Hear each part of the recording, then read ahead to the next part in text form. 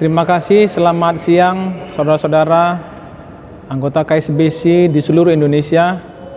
Hari ini Selasa tanggal 26 November 2024 adalah sidang perkara nomor 96 di mana kami selaku kuasa hukum, saya Parulian, ada Haris Isbandi, ada Berliando dan Irwan perkara menghadiri sidang perkara hari ini. Jadi ada 3 perkara ya. Jadi 86, 96 kita dari KSBC dan 134. Nah, dari agenda tadi sidang adalah mendengarkan keterangan pemerintah yaitu presiden.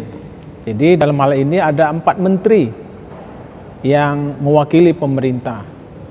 Nah, kemudian ada dari instansi terkait ya. Jadi itu dari BP Tapera. Nah, jadi sudah disampaikan bahwa Undang-Undang Tapera ini adalah ada azas gotong royong yang mereka sampaikan, versinya mereka.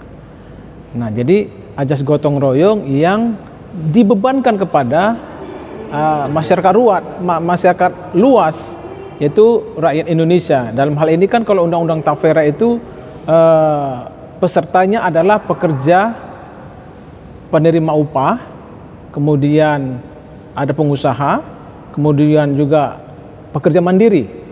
Dan saya pikir ini terlalu luas. Tadi dipertanyakan oleh hakim majelis sektor publik.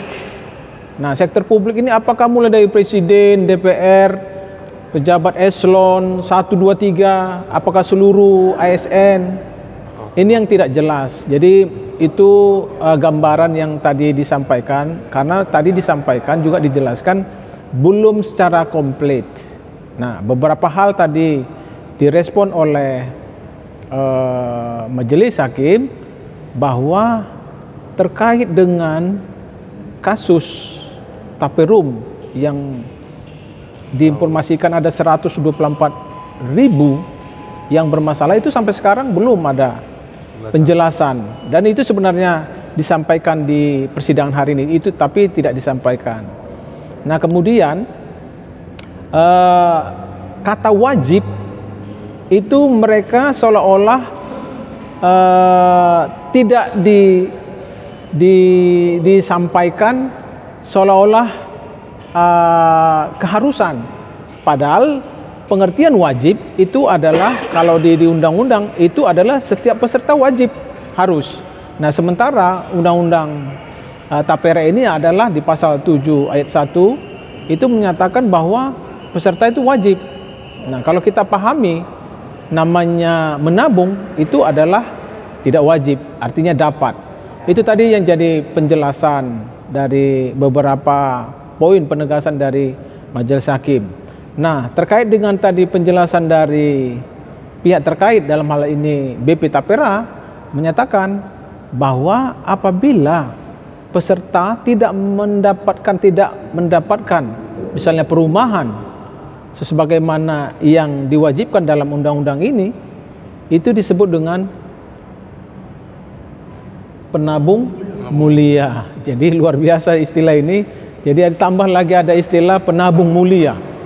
Saya pikir tidak pas ya kata-kata seperti itu, seolah-olah ini menyejukkan hati.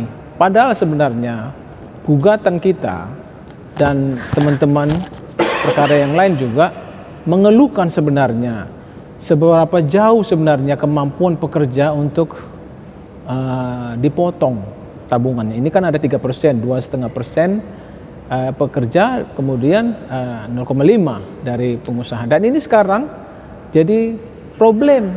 Tidak ada jaminan sekarang seorang pekerja itu sampai pensiun. Nah, ini bagaimana? Kemana uangnya? Pengambilannya pun nanti setelah beberapa tahun, bahkan sampai usia pensiun. Nah, ada beberapa kasus sebenarnya ini jadi persoalan. Ada banyak ya. Ada kasus sebenarnya ini adalah real di depan kita. Ada kasus Asabri, kemudian dengan Jiwasraya. Tadi juga sudah diperjelaskan bagaimana meyakinkan pekerja ini bahwa dana yang disetorkan nanti melalui tapera ini adalah benar-benar aman. Nah, itu satu sisi. Kemudian ada banyak hal sebenarnya yang mau kita pertanyakan, tapi karena memang itu forumnya hakim yang mempertanyakan, adalah sebenarnya kalau orang yang tinggal seperti kita ini di Jakarta, di mana rumah yang akan mau dibangun itu? Tanahnya di mana? Apakah kita harus memang pergi ke Kalimantan? Seperti itu. Jadi ini masih debatable soal undang-undang ini. Tapi di beberapa kritikan masukan dari majelis hakim tadi cukup menguatkan para pemohon. Jadi sidang berikutnya tanggal 11 Desember itu harus dipastikan penjelasan dari pemerintah bagaimana soal permasalahan 124.000 case itu yang perlu harus dilampirkan. Apakah memang sudah selesai? Bahkan nanti sampai disampaikan juga bahwa akan mengundang BPK terkait dengan kasus ini. Nah, jadi sidang hari ini hanya dihadiri dari pemerintah dan pihak terkait, sedangkan DPR tidak hadir. Jadi itu yang bisa kami sampaikan. Mungkin sedikit ada tambahan dari teman-teman mengingatkan atau memperkuat sidang sehari ini. Terima kasih. Baik, terima kasih kawan-kawan buruh Indonesia. Tadi sudah disampaikan oleh rekan Pak Rolian bahwa sidang hari ini lebih banyak majelis hakim itu menyampaikan pertanyaan-pertanyaan yang kritis. Ya, menurut pandangan kami mudah-mudahan dari apa yang disampaikan oleh para majelis yang tadi mempertanyakan sejauh mana seperti apa yang sifatnya kritis, yang menurut kami itu sangat penohok untuk pihak pemerintah dan pihak terkait dalam hal ini BPK. Mudah-mudahan ini ada titik terang lah dari apa yang disampaikan oleh majelis hakim itu dapat mengabulkan apa yang menjadi permohonan kita. Saya rasa itu dari saya. Terima kasih. Cukup. Iya, terima kasih rekan-rekan sekalian, anggota KSBC di seluruh Indonesia. Tetap bersabar, doakan kami supaya proses persidangan ini berjalan dengan baik dan permohonan kita bisa dikabulkan. Itulah harapan kita. Terima kasih. Selamat siang. Selamat siang.